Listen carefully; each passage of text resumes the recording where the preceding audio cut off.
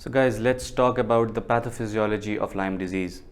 Now before we dwell into the long pathophysiology of Lyme disease, I just want to tell you that during my experience as a medical student and as a healthcare professional, the pathophysiology of Lyme disease has not been that asked about. So I wouldn't say it's very high yield. So just wanted to get that out of the way first. Now, the exact immunopathogenesis of Lyme disease is a very detailed topic, and if discussed in detail, would take hours to decipher. Now, luckily for you, I'm going to simplify it for you as much as possible so that you know exactly what you really need to know at this level. Now, let's think of it as a story, and we can call it Tale of Borrelia Burgdorferi. And the tale begins when Borrelia Burgdorferi, with the help of its outer surface proteins, namely OSPA and OSPC, exits the tick while the tick feeds on its mammalian host, and due to this, the infection is established in the skin. Now, it is important to remember the name of the tick, namely Exodus tick, and I'm sure you got that right. Now, tick saliva also contains several factors that are important in altering the host inflammatory response, which is in turn important for the tick to feed successfully, but this may also be exploited by Borrelia to establish the infection. So basically, Borrelia is helped by the tick to get inside the body. Now guys, it's important to remember that the earliest host immune response to the entry of Borrelia burgdorferi into the skin are from the innate immune system. Due to this, Borrelia burgdorferi is effectively killed by the professional phagocytes, namely neutrophils and macrophages, and this causes the pathognomonic bullseye rash. Moving on. Now, after inoculation into the skin, Borrelia burgdorferi begins to multiply rapidly. It's important to remember that adherence to host cells and the extracellular matrix proteins, and by utilizing the host proteins, Borrelia disseminates to distant sites. And this begins to occur within 2 to 3 days after inoculation. It's important to note that Borrelia does not produce its own proteins to disseminate. Instead, it makes use of the host protein for this purpose.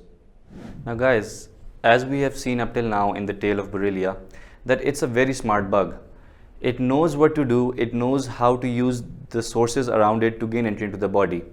Now, after gaining entry into the body, Borrelia downregulates its outer surface protein to evade the antibody-mediated killing by the host. So you can see that it actually sacrifices a part of itself to survive and then spread. Now, it also evades the complement-mediated killing by the host. And to do this, it uses a different set of proteins, which include outer surface protein, namely OSPE.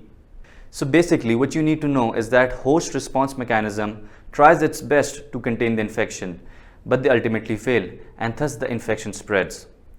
Because Borrelia burgdorferi does not produce any toxins, any secreted proteases, or other destructive molecules, the majority of the symptoms which we see with human Lyme disease are due to the effects of the host immune response.